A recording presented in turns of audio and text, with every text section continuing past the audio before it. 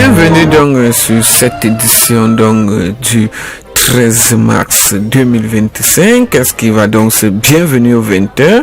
Il faut que l'on retenir que Parfait Voum a donc été incarcéré ce jour et convoqué par le prophète du... Qu'est-ce qui va donc se passer en Afrique? Bienvenue donc sur cette chaîne sociopolitique d'équitage, analyse et questions. Bienvenue chers abonnés, nous sommes là pour l'agenda des infos. Bienvenue sur cette chaîne de l'un des créateurs de contenu d'Anémique. Chaque jour qu'on dort, qu'on se réveille, il y a donc de nouveaux dossiers. Nous sommes avec vous, madame et monsieur. Rebonsoir à tous et bienvenue pour cette émission. Madame et monsieur, nous commençons ce dimanche. Il s'appelle donc Parfait Voum. Ce que je vais donc dire, peut-être je serai donc interpellé après. C'est très bien moi, Daniel Nikon. Bienvenue donc sur cette chaîne socio-politique. Nous avons donc cette triste nouvelle que l'un des analystes qui était donc dans l'une des émissions Info TV a donc déclaré que si jamais le MSC donc gagne les élections, Biya pourra donc rentrer au village, ce qui a donc créé donc une arrestation de l'interpellation donc du préfet du Founzi qu'il a donc convoqué et aujourd'hui il est donc incarcéré.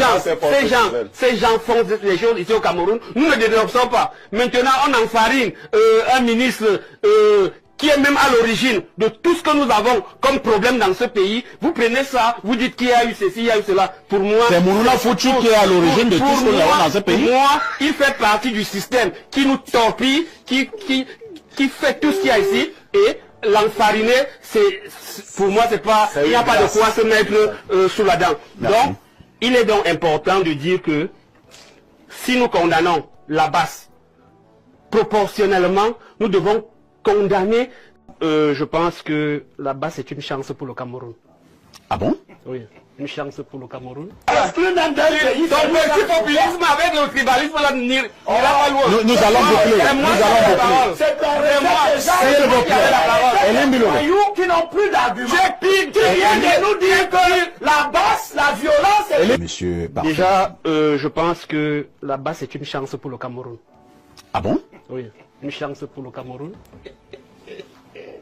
Parce que quelqu'un disait, et c'est Laurent Gbagbo qui disait, quand les institutions sont bloquées, les coups d'État sont nécessaires. C'est Laurent Gbagbo qui le disait.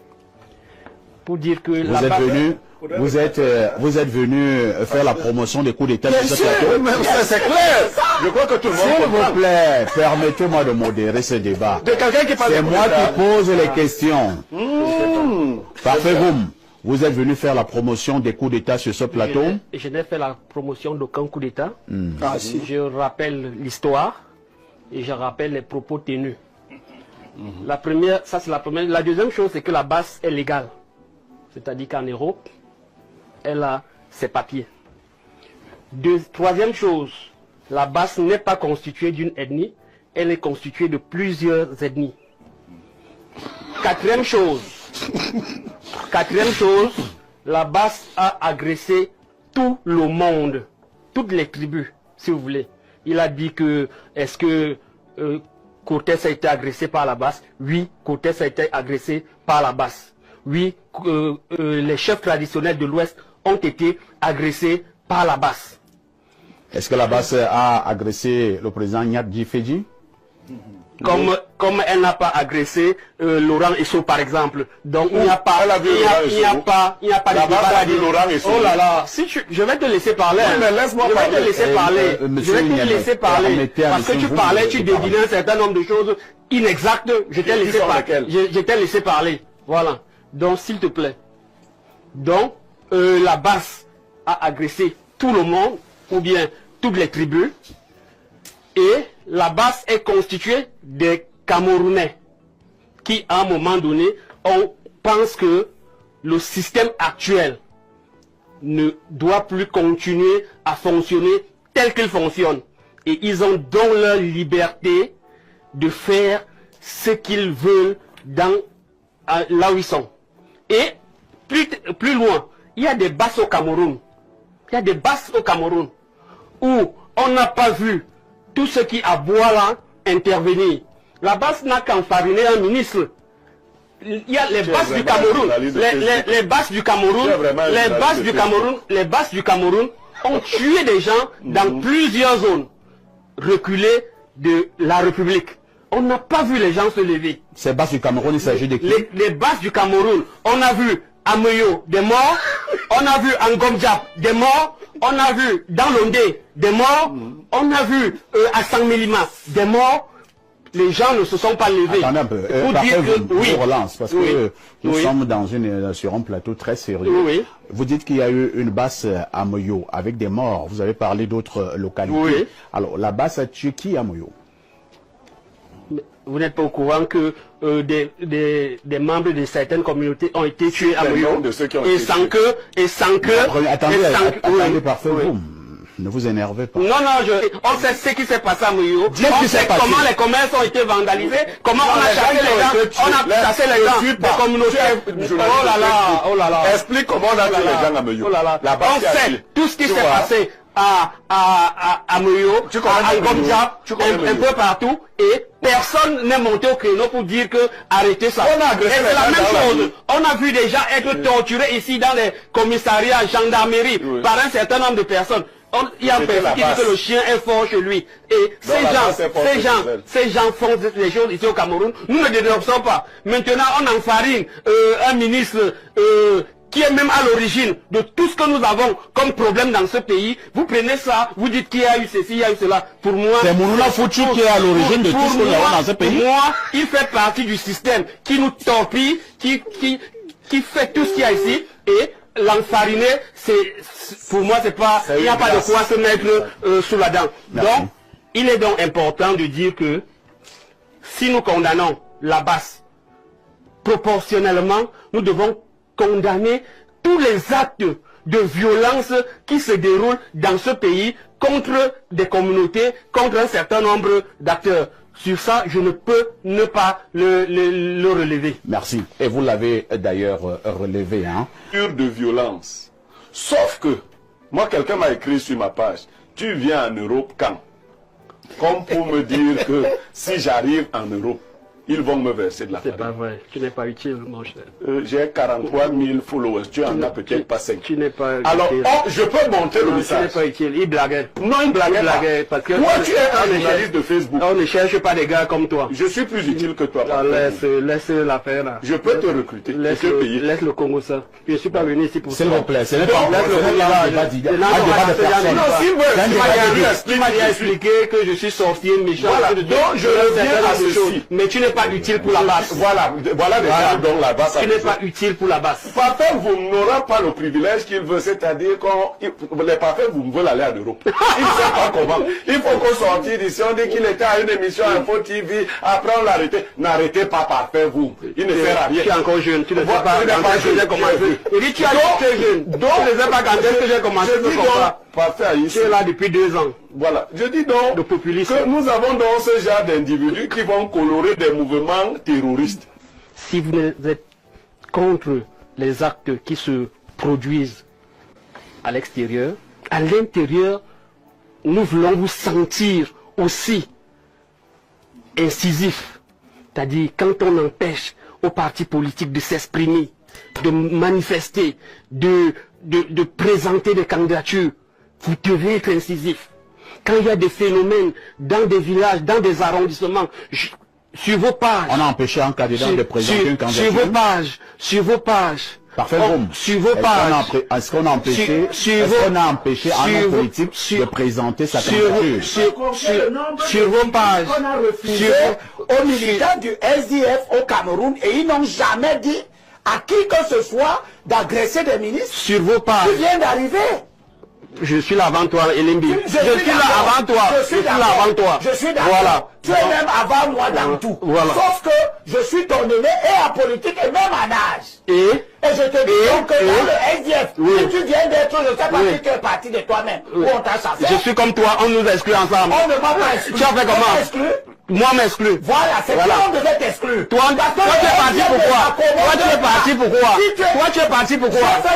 Parce que tu disais que les Bamileke ne veulent pas te donner de place. C'est ça. Oui, c'est ça, j'étais là. J'étais là, monsieur. J'étais là. Donc tu es dans ta logique depuis.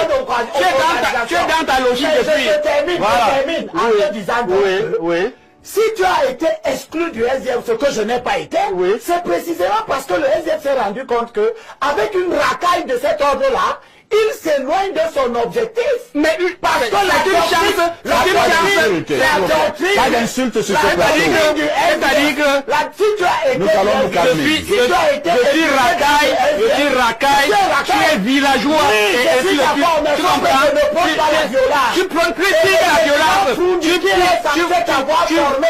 le président Foundiké la violence est écrit dans les statuts du SDF noir sur blanc que le SDF n'arrive au pouvoir que par les élections. Et Foundiké en 92, il a dit qu'il ne marchera pas en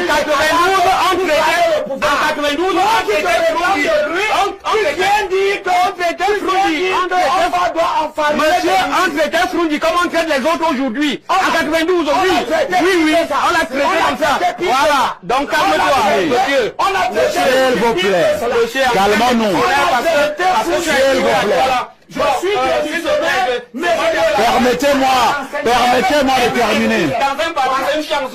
C'est être exclu dans un parti. Permettez-moi de boucler ce débat. Être exclu même d'un pays. Donc le populisme avec le tribalisme là, il n'a pas loin. Nous allons boucler. C'est moi. S'il vous plaît. Hélène Biloré. Qui n'ont plus d'arguments. Tu viens de nous dire que la basse, la violence est pour le Cameroun. Tout ça pourquoi tu le dis? Nous allons nous calmer. Tout ça pourquoi tu le dis? Tu n'as jamais subi la violence. Nous allons nous calmer. Toi tu l'as subi où? Toi tu l'as subi où? Je reviens, tu l'as subi où? Tu l'as subi où? Je me félicite de l'avoir pas subi. S'il vous plaît. C'est pas un débat. C'est pas un débat que vous deux. S'il vous plaît. Je ne suis pas là. S'il vous plaît. Merci, hein. Merci. Nous sommes arrivés. Tu es à l'origine du mal. Est-ce que nous pouvons nous calmer? Nous sommes arrivés au terme de ce programme. Hein. Nous sommes arrivés. Vous n'avez plus la parole. Vous n'avez plus la parole. S'il vous plaît. S'il vous plaît. S'il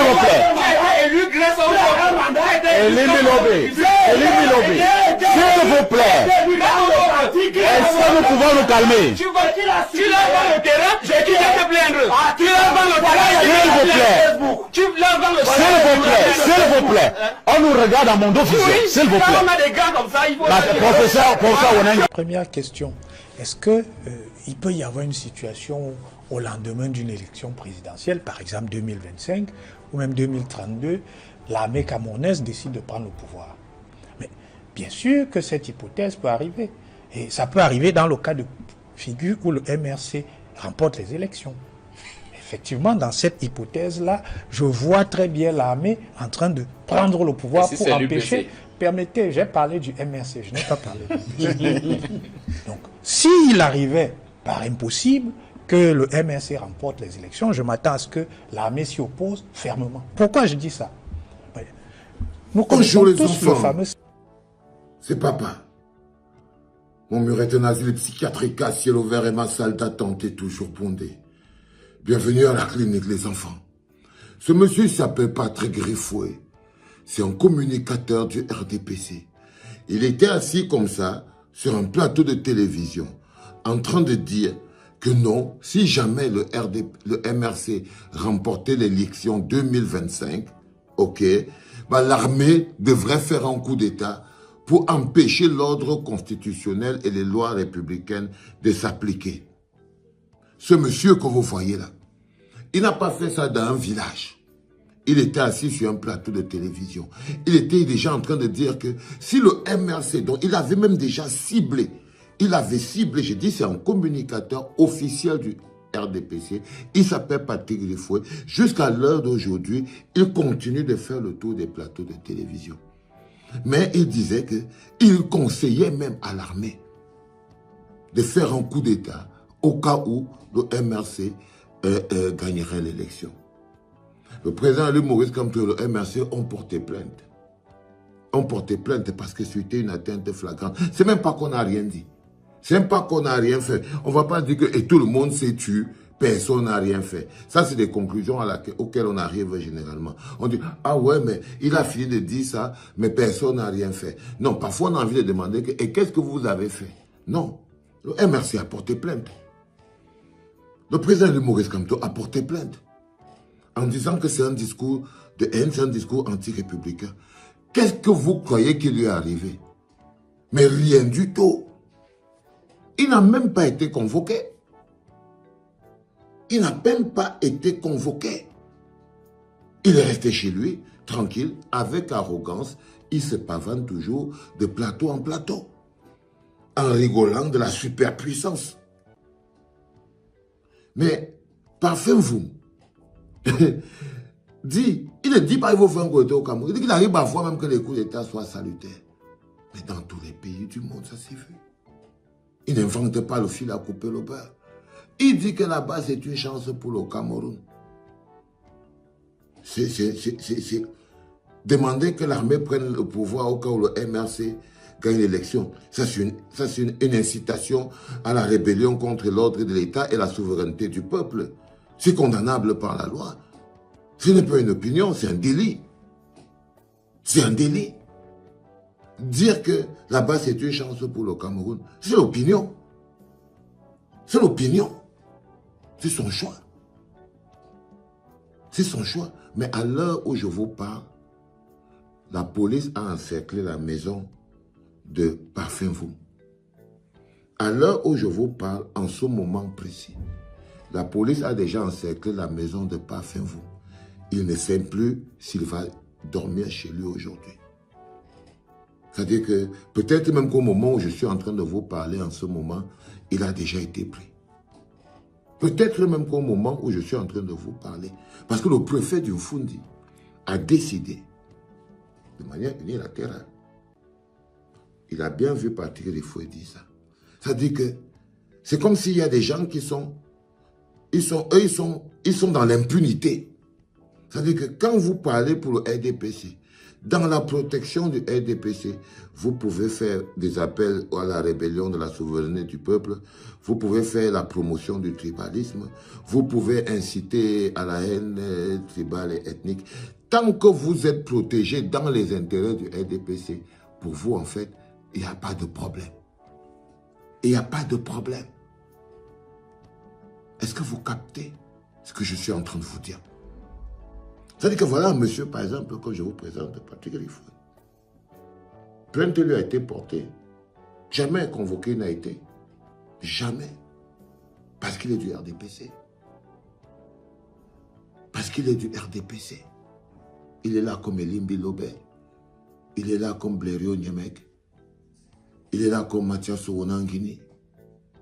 Il est là comme Parfait Haïssi. Il est là comme ce bonhomme de B-News aussi.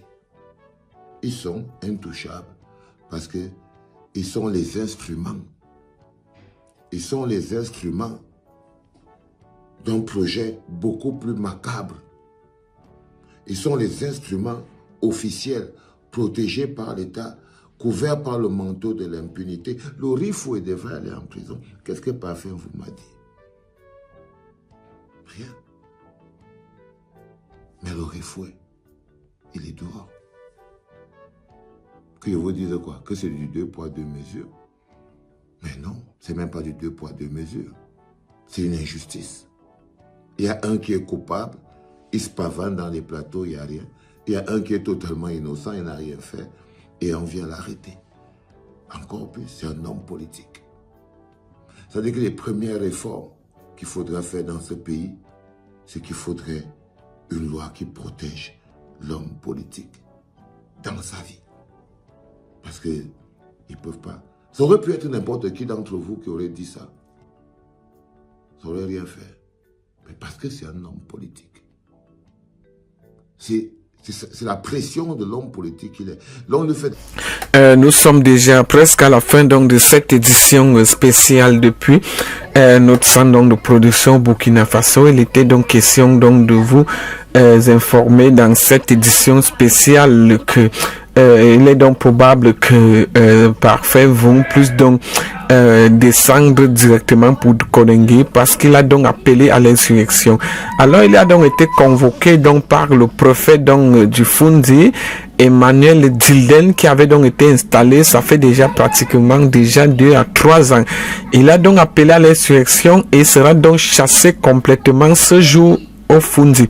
Mes amis, bienvenue donc sur cette analyse. Comme vous avez donc compris, on était avec le patron docteur Valsero qui nous expliquait réellement cette vidéo devenue virale dans l'une des télévisions camerounaises, Info TV. Vous le savez donc que c'est l'une des télévisions qui frappe donc fort, qui cogne donc fort à la présidente, parce que ce n'est donc pas facile que Biya accepte donc cette vérité.